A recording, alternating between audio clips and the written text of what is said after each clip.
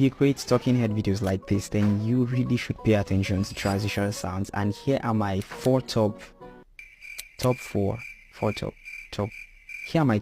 transition sound effects that I use in my video: the camera shutter, the page flip, the mouse click, and the deep push. Most of the times I use these in combinations. What I mean is that I place two of the sounds to come together at the same time, depending on what I want to achieve. I hope this helps you. Don't forget to follow me for more content like this, and I'll see you in the next one.